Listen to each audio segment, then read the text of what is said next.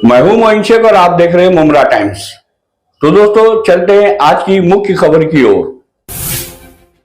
उमेर merchant पे आरोप लगते हैं 19 मामले दर्ज है। कौन कौन से 19 मामले दर्ज है? अस्सलाम वालेकुम। मैंने अभी एक उम्मीदवार आया है इधर राबोड़ी से, उसका नाम है नजीब मुल्ला। उसने ऑन स्टेज बोला है ऐसा, एक यहाँ के जो आमदार है जितेंद्र अवार्ड, उनको बदनाम करने के लिए, क्या ये कॉमिल मर्चेंट है, उसने कुछ तारीफ किया है तो उसके ऊपर 19 केस है। तो मैं वो नजीबुल्ला से सवाल पूछना चाहूँगा, क्या 19 केस अगर मेरे पे रहा तो अगर सच्चा मर्द है, सच्चा इंसान है और तू सच में सच्चा मोमिन है तो तू मेरा 19 केस साबित करके बता।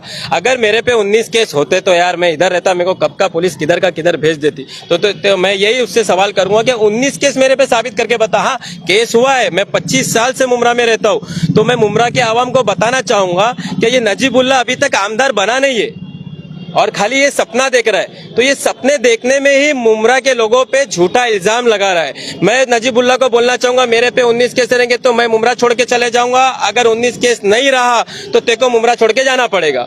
और दूसरी बात ये है, जो एनडीपीएस केस की बात करता है वो, तो मेरे पे एक केस कॉन्स्पिरेसी के थ्रू एक केस मेरे पे एनडीपीएस का हुआ था और एक एमआरटीपी का 25 साल से। वो केस भी होने की मैं वजह बताना चाहूंगा। मैंने जो काम किया है ड्रग्स के लिए, ड्रग्स फ्री करने के लिए मुंबई, महाराष्ट्र और पूरे लेवल पे, मैंने अभी तक के 400 पेडलरों के ऊपर कार्रवाई करवाई है।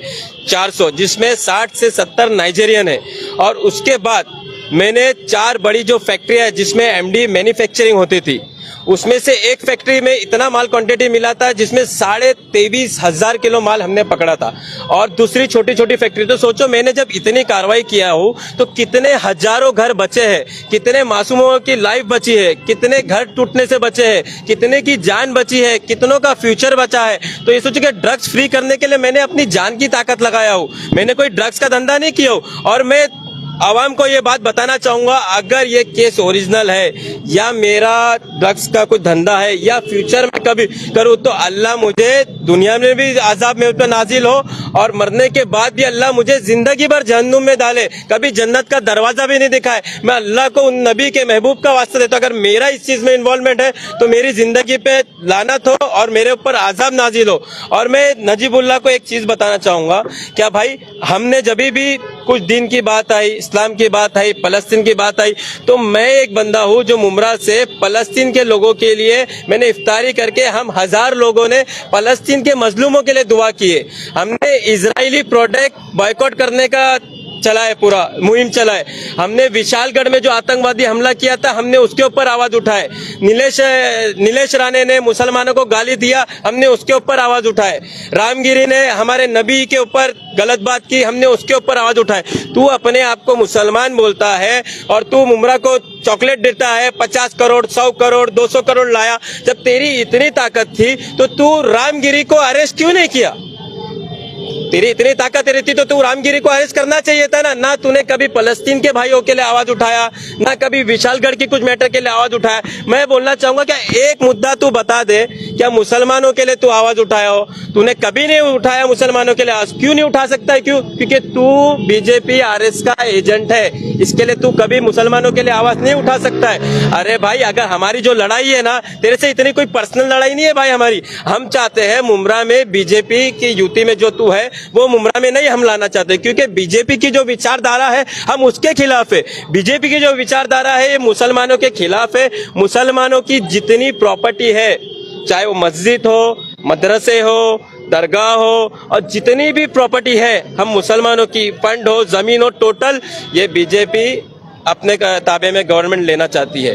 दूसरा, जो हमारा मुसलमानों का शरई जो कानून है, ये शरई कानून ये बीजेपी खत्म करना चाहती है। दूसरी बात, जो हमारी बहनें, हमारी माएँ, जितने हैं लोग हैं जो बुर्का पहन के निकलते हैं घर से, ये बीजेपी ये कानून भी इनको बेपर्दा करना चाहती है। दूसरा, ये कुछ लोगों के तो जरिए गरीब नवाज के ऊपर भी, गरीब नवाज दरगाह पे भी ये लोग ने क्लेम किए थे क्या वहां भी मंदिर है, मतलब, और मोअब लॉन्चिंग, गाय के नाम पे कई मुसलमानों का हत्या किया गया। तू उसके साथ है, तू मुसलमानों के साथ नहीं। और तू बात करता है कि मैं पेडलर हूँ, मैं ये हूँ, मैं वो 19 केस की तू बात करता है। अबे तू अपने गिरेबान में तो झांक, तेरे पे क्या मैटर है? तेरे पे तो एक मुसलमान भाई जो तेरा दोस्त था रे बचपन का, तूने उसका मर्डर कराने का तेरे पे आरोप है। उसकी जो वाइफ है वो आज भी रोते हैं, उसके बच्चे रोते हैं, उसकी वाइफ रोती है, उसके बच्चे आज भी जब खाने पे बैठते होंगे ना तो उनको याद आता रहेगा कि मेरा बाप कहाँ है, मेरे बाप को ये आदमी ने मार दिया। तो वो तो जमील भाई को अल्लाह जन्नत नसीब करे, लेकिन उनके जो औलाद है, उनकी बीवी है, ये हर दिन तड़प तड़प के रोती है, हर दिन मरती है। उसका जिम्मेदार तू है, हम नहीं है। और दूसरा, तूने परमान को इतना तूने टॉर्चर कर दिया था, इतना टॉर्चर कर दिया था कि तू उसको सुसाइड करना पड़ गया, वो भी तेरे पे केस का आरोप है। तो सोच लो, मैं मुमरा की आवाम को ये चीज बताना चाहूंगा कि इसके ऊपर इतने और भी बहुत से गुनाह है, इसको मैं बताना चाहूंगा तो और बहुत से इसके कांड है, लेकिन मैं सोचा जान दो, पर्सनल पे नहीं जाने का है कि ये गंदी विचारधारा का आदमी है। जो एक आदमी अगर मुसलमान है, कोई मुसलमानों के लिए अगर जितेंद्र आवाड साहब आवाज उठाता है, अगर उसकी मैंने तारीफ कर दिया तो उसमें गलत क्या है?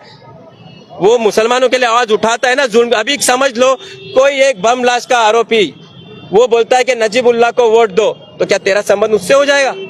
तू डायरेक्ट संबंध करके हमको भी बदनाम कर रहा है और किसी को भी बदनाम कर रहा है। तो मैं यही बोलूंगा कि गंदी राजनीति मत कर। इंशाल्लाह तू जैसा आया है और एकदम जलील करके तेरे को मुमरा की आम यहाँ से भगाएगी। मुमरा के लोगों को मैं बोलना चाहूंगा, देख लो, ये स्टेज पे रह के बोला है मेरे पे 19 केस है, तो मैं सारे प्रेस वालों को और लोगों को बोलूंगा कि मुझसे पूछो कि मेरे पे 19 केस कहाँ से? ये अभी से लोगों पे झूठा इल्जाम लगा रहा है, तो ये जीतने के बाद क्या करेगा? और इससे सबसे पहले जो कॉलोनी में नजीबुल्लाह जाता है, तो सबसे पहले उससे सवाल करना, क्या जब हमारे नबी, जो हमारी दिल, हमारी जान, हमारा सब कुछ है, आज हम जीते हैं, जिस तरीके से हमारी लाइफ स्टाइल है, आज हम नमाज पढ़ते हैं, कुरान पढ़ते हैं, जो भी चीजें है तो हमने हमारे नबी से सीखी।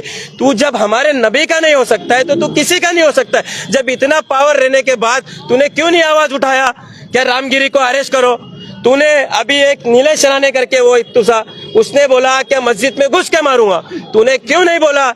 अभी लेटेस्ट उसका एक आया है इंटरव्यू, बोले क्या 20 तारीख के पहले सारे मस्जिद से लाउड स्पीकर निकाल दो, नहीं तो 23 तारीख के बाद हम लोग निकालेंगे। क्यों तू नहीं बोला? क्योंकि तू उसका एजेंट है, इसके लिए नहीं बोलता है। तो मैं मुमरा की आवाम को बोलना चाहूंगा, क्या इसको एक वोट भी नहीं मिलना चाहिए, इसको इधर जलील करके मुमरा से भगाना है, इसको इधर से। मर्चेंट का ड्रग्स माफियाओं से या ड्रग्स से किसी तरीके का कोई संबंध है क्या? क्योंकि इसके पहले आपने क्या कहा कि कॉन्स्पिरेसी की तहत मुझे फंसाया गया। मैं पहले भी बताया कि मैंने 400 पेडलर को अंदर, जेल में भी गए, 400 पेडलर को मैंने अंदर डाला हूँ, और मेरे पास ऑन सर्टिफिकेट है कि मैंने 23,500 किलो माल पकड़ा हूँ मेरी इंफॉर्मेशन से, जो वहाँ से इंडिया और इंडिया के बाहर जाता था। तो सोचो कि मैंने कितने घर बचाया हूँ। तो जब आदमी कीचड़ साफ करता है ना, तो उस पर कीचड़ उछलता है, और मेरे पे केस हुआ तो साबित नहीं हुआ है, वो कोर्ट में केस है, वो चल रहा है। अगर साबित होएगा तो मैं गुनहगार हूँ, साबित नहीं हुआ तो जब मैंने इतने केस किया, वो दुश्मनी होती है तो होता है। कौन सा ऐसा नेता है जिसपे केस नहीं है? कौन, एक बता दो। जी एक सवाल, नजीब मुल्ला यहाँ पर एमएलए पद के दावेदार हैं मुमरा कलवा से, उनकी लड़ाई अवार्ड से है। तो पर्सनल आपको लेके जो आप आरोप लगा रहे हैं, क्या वजह है? कुछ पर्सनल आपको उनसे कुछ डिस्ट्रीब्यूट है? कुछ भी नहीं है पर्सनल। जब आदमी थोड़ा दिमाग से पैदल होने लगता है तो ऐसी हरकतें करने लगता है, मेरे को ऐसा लगता है। क्योंकि एक 4 टाइम नगर सेवक और विरोधी पक्ष नेता, इतना अच्छा नाम, और वो एक मुझे टारगेट कर रहा है। मतलब सिर्फ अवार्ड साहब कैसा है, एक जितेंद्र अवार्ड एक ऐसा है बंदा है जो मुमरा में मुसलमानों पे या किधर भी मुसलमानों पे जुल्म होता है। अभी चाचा का भी देखो हुआ था, चाचा को मारे थे तो अवार्ड साहब ने। तो ये बीजेपी आरएस की लॉबी के जितेंद्र अवार्ड को बिठाओ, इसको बिठाओ, इसको पीछे करो, ये रहेगा तो ये मुसलमानों के लिए हमेशा आवाज उठाते रहेगा। तो ये लोग को आवाज मतलब बंद करने के लिए बीजेपी आरएसएस ने एक नजीबुल्लाह नाम का एक प्यादा मुमरा में छोड़ा है। वो प्यादा इधर पे आके उछल रहा है, लेकिन पब्लिक है, ये जनता है, सब जानती है, और जनता को क्या करना है जनता करेगी। और मैंने कभी अवार्ड साहब से भी कोई काम नहीं लिया हो, ना नजीब से काम लिया हो। मेरा अल्लाह बड़ा बादशाह है, अल्लाह ने मुझे सबसे बड़ी दौलत दी है, ईमान वाला बनाया है, तो मैं उसमें बहुत खुश हूँ। इज्जत देने वाला अल्लाह की जात है, या अल्लाह इज्जत दे या ना दे या ले ले, तो वो सब अल्लाह के हाथ में है भाई। ऊपर अल्लाह जो भी रखा है अच्छे से रखा है। अच्छा, जितेंद्र अवार्ड के आपको बहुत करीबी माने जाते हैं, जिसका ऐसा बताते हैं कि आप उसका फायदा उठाते हो। नहीं सुनो, मैं बताता हूँ। जब मैंने अक्सर देखे रहेंगे, मैंने दीन के लिए हमेशा आवाज उठाए हो। जहाँ भी मुसलमानों की अगर बात आती थी, कोई बंदा मुसलमानों के खिलाफ बोलता है या फलस्तीन के खिलाफ बोलता है, मैं आवाज उठा।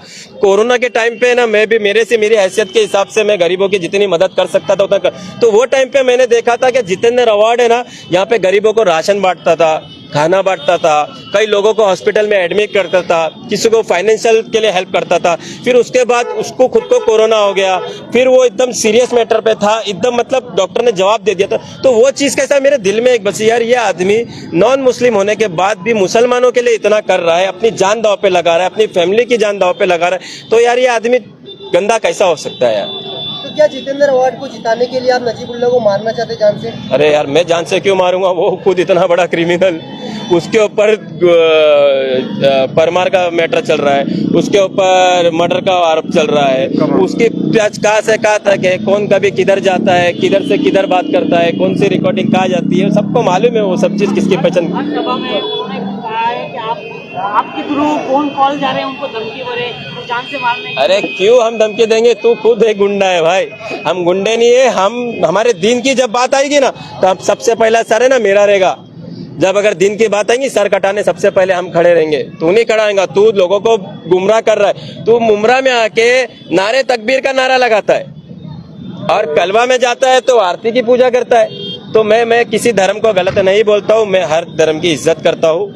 हमारा धर्म ये नहीं सिखाता कि हम किसको बुरा बोले, लेकिन मैं मुमरा के मौलाना उलमा जितने हमारे मुसलमानों से मैं पूछना चाहता हूँ कि अगर हम मूर्ति की पूजा करते हैं तो हम मुसलमान रहते हैं क्या मुसलमान से बेदखल हो जाते हैं? ये सवाल मैं चाहता हूँ कि लोग नजीबुल्लाह से पूछे। अच्छा, इलेक्शन के दौरान ही ये सब आपका नाम निकालना, क्योंकि पिछले कुछ दिनों से आपका नाम लगातार स्टेज से निकल कैसा रहता है मालूम है क्या? लोगों को बदनाम करने के लिए पहले भी यही पॉलिटिक्स की वजह से मेरे को बदनाम किया गया था, और आप देख रहे अभी भी वो इस तरीके से बदनाम किया जा रहा है। जो इसके चिल्लर है ना, इसके चिल्लर ज्यादा बज रहे। तो आपको बदनाम करके क्या मिलेगा उनको? अभी वही तो बोल रहा हूँ, बुद्धि भ्रष्ट हो जाती है तो आदमी ऐसी सब हरकतें, क्योंकि दिख रहा है कि इलेक्शन हार रहा है। पब्लिक अवार्ड सबको प्यार करती, तो मैं क्या कर सकता हूँ उसमें? पब्लिक प्यार कर रही है। अब मैंने देखा अच्छा काम कोई कर रहा है तो मैंने बोल दिया। मैं पूछता हूँ भाई मेरा एक फोटो दिखा दो अवार्ड साहब के साथ, या मेरा कोई पद है उसके साथ। भाई मैं एक सोशल वर्कर हूँ, कोई आता है मेरे पास हेल्प के लिए, मैं कर देता हूँ, चाहे वो गरीब हो अमीर हो कैसा हो, मेरी हैसियत के हिसाब से हम हेल्प कर देते हैं। और आगे भी हम फाउंडेशन चालू जो कर रहे हैं, ओपन कर रहे हैं, वहां से हम गरीबों को रोज इंशाल्लाह जितना हो सके गरीबों को खाना खिलाएंगे, लोगों की हेल्प करेंगे उसमें। तो मैं लोगों को लेकिन एक मैसेज देना चाहूंगा कि जो बीजेपी की विचारधारा, आरएसएस की विचारधारा है, ये मुमरा में आने मत दो, नहीं तो आगे हमको बहुत तकलीफें होगी, बहुत परेशानी होगी। तो जिताना है तो अवार्ड सबको जिताओ जो मुसलमानों की हेल्प करता है।